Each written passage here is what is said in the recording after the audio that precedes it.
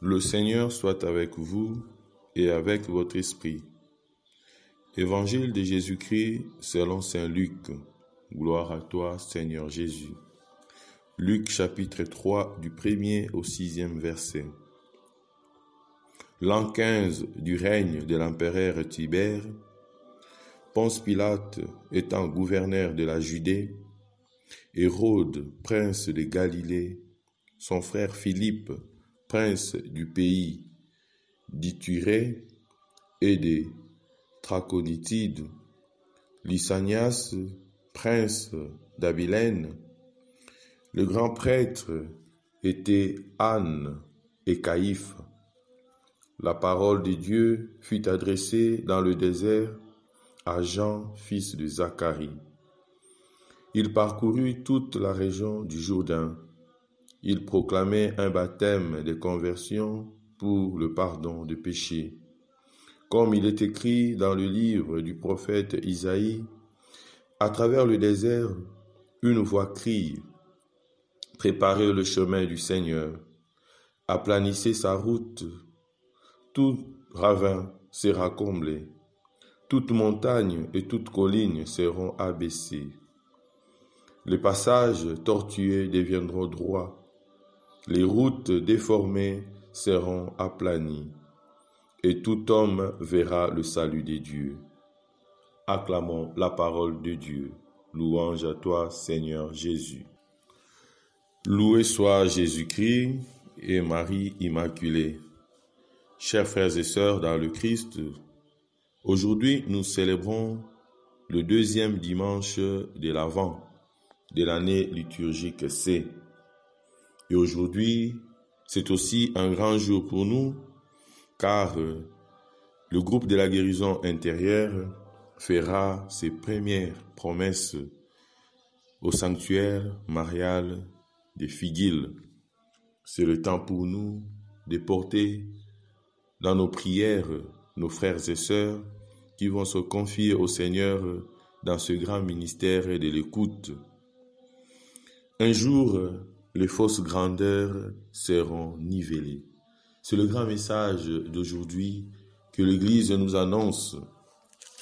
Nous le savons, frères et sœurs dans le Christ, pour la plupart des gens, ce qui compte, c'est le pouvoir.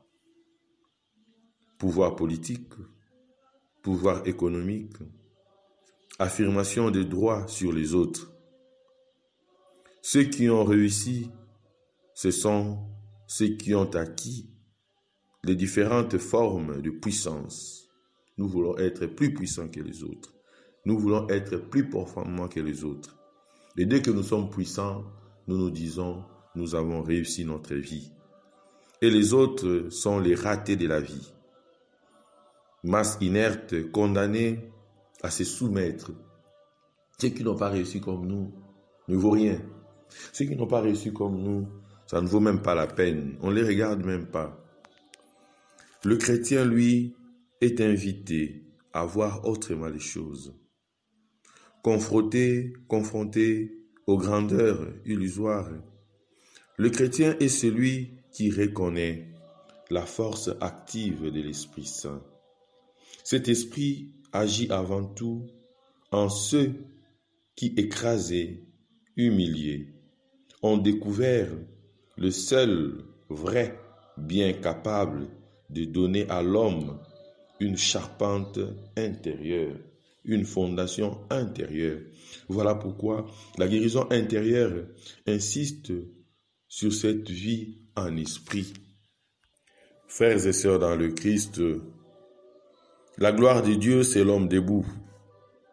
C'est Dieu fait des individus désespérés un peuple soudé dans l'amour, avant-garde d'une humanité renouvelée. Entre cette force et les puissances de ce monde, il y a incompatibilité. Sa manifestation signifie le nivellement de fausses grandeurs. Elle rendra possible le surgissement du vrai peuple de Dieu. Voilà pourquoi en ce deuxième dimanche du temps ordinaire,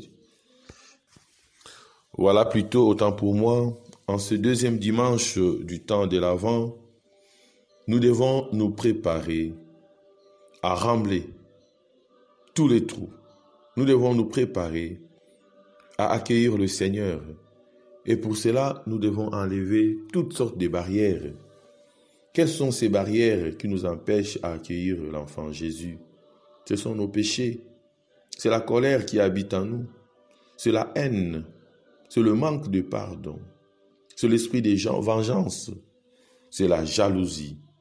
Voilà pourquoi nous allons prier aujourd'hui. Absorbés par le souci de la vie, nous nous laissons parfois fasciner par le faux pouvoir. Nous sommes aveugles à la puissance de l'Esprit que nous a transmis Jésus.